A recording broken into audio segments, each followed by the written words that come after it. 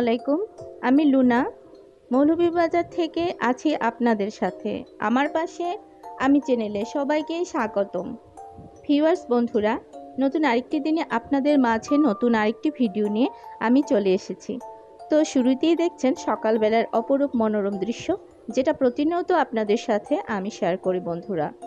তো বন্ধুরা, সবাইকে বলে দিচ্ছি, প্রথম থেকে শেষ পর্যন্ত আমার ভিডিওটি প্লিজ কন্টিনিউ করবেন।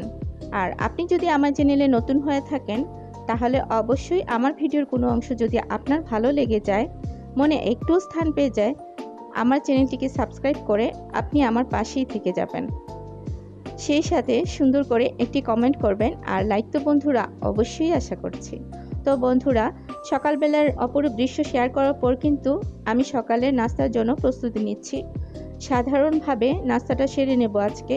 তো আমি চা বানিয়ে নিচ্ছি। দেখেছেন, চাতে কিন্তু অলরেডি আমার বলক উঠে গেছে পানিতে। এখন আমি চাটা বানিয়ে নিচ্ছি আপনাদেরকে সাথে নিয়ে।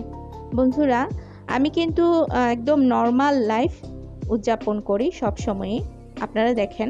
তো আমার লাইফস্টাইল অনুযায়ী আমি আপনাদেরকে ভিডিও দেই।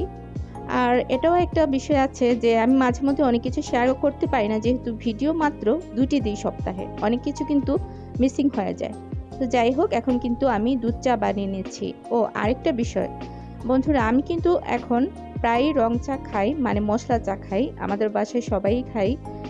কারণ হচ্ছে জানেনই তো যে দুধের চা আমাদের জন্য সবার শারীরিক সমস্যা, মানে দুধের চা খেলে আমাদের সবারই অনেক ক্ষতি হয়।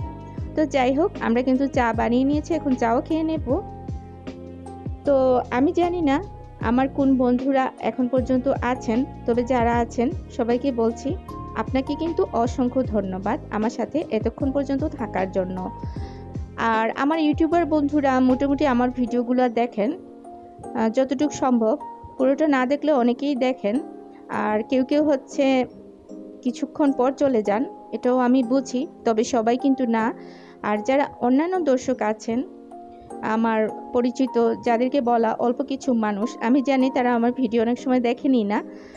তো আমি এখন আর কাউকে বলি না বন্ধুরা, যারা দেখেন না তারা তো দেখেন না, কিন্তু যারা এসে 1 মিনিট পরে চলে যান, এটা কিন্তু আসলে কষ্টদায়ক। তো কি করব, আপনাদেরকে অনুরোধ করছি, প্লিজ যদি ভালো লাগে ভিডিওটি প্রথম থেকে শেষ পর্যন্ত কন্টিনিউ করে আমার পাশে আমার সাথেই থেকে যাবেন। আর এখন কিন্তু অনেক কথা বলে নিয়েছি বন্ধুরা, কেউ কিছু মনে করবেন না। আমরা যেহেতু ভিডিও করি, ইউটিউবে আছি, আমরা এই প্ল্যাটফর্মে কিন্তু অনেক কথা বলতে হয়। কথা না বললে কিন্তু কিছুই সম্ভব না। কথা বলে আপনাদেরকে অনেক কিছু প্রকাশ করতে পারি আমরা। তো বন্ধুরা, আমি কিন্তু দুপুরের জন্য রান্নার প্রস্তুতি নিয়ে নিয়েছি। এখন হচ্ছে আমি খুব সিম্পলভাবে 2-1টি রান্না আপনাদের সাথে শেয়ার করব। আমি এখানে জালি কুমড়ার বড়া বানাবো, এটা কিন্তু আমি আরও দেখিয়েছি। তো যাই হোক, আমি আজকে যা করব সেটাই তো আপনাদের সাথে শেয়ার করব। এখন হচ্ছে জালি কুমড়াতে দেখেছেন আমি কি কি দিয়েছি। এখানে আছে পেঁয়াজ কুচি, কাঁচামরিচ কুচি, নুডলসের মশলা, পরিমাণ মতো হলুদ, মরিচ গুঁড়ো, লবণ, সব কিছু একসাথে আমি খুব ভালোভাবে মিশিয়ে নিয়েছি। আর জালি কুমড়াটা কেটে ভালো করে ধুয়ে পরিষ্কার করে কিন্তু আমি হাত দিয়ে চিপে চিপে পানি ঝরিয়ে নিয়েছিলাম, মানে পানি যতটুকু সম্ভব এখান থেকে পানিগুলো আমি সরিয়ে দিয়েছি কুমড়া থেকে। আর এখন বাকি সব ধরনের উপকরণ দিয়ে এবং কুমড়ো কুচি সব কিছু মিলিয়ে আমি একটি ব্যাটার তৈরি করব। এখানে কিন্তু ময়দাও আছে। আজকে আমার বাসায় কিন্তু বেসন ছিল না, যার জন্য আমি এখানে ময়দা এড করেছি, কিছু করার নেই বন্ধুরা। তো আমি আমার মতো করে খুব সাধারণভাবে এই রেসিপিটা আপনাদের মাঝে এখন শেয়ার করব।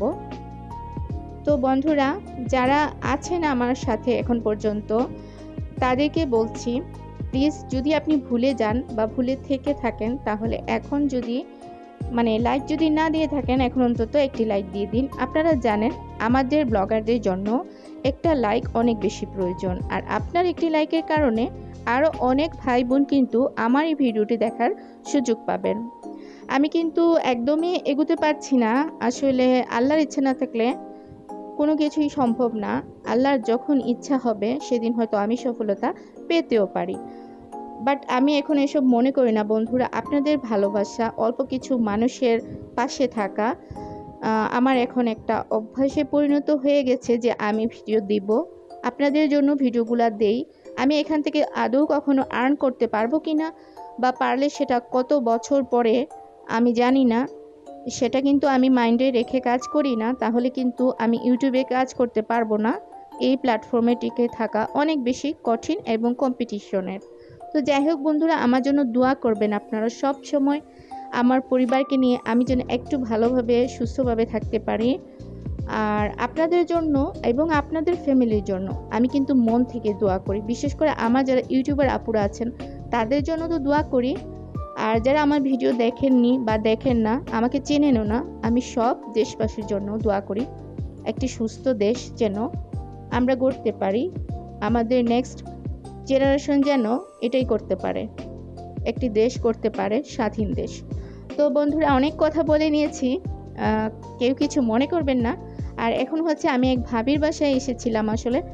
তো ভাবির বাসায় আসার পর ভাবি আমাদেরকে নাস্তা দিয়ে আপ্যায়ন করেছেন, সেটাই আপনাদের মাঝে আমি এখন প্রেজেন্ট করলাম। আমি ইদানিং কোথাও খুব বেশি যাই না, খুব কম যাওয়া হয়। শুধুমাত্র গ্রোসারি শপে বা আমার যদি ঘরের কেনাকাটার জন্য বাজার, এইসব কারণে আমি বের হই। এগুলো আসলে বেশি ভালো লাগে না শেয়ার করতে বন্ধুরা। তবে খুব শীঘ্রই বাজারের ভিডিও নিয়ে আপনাদের মাঝে আসবো আরেকদিন।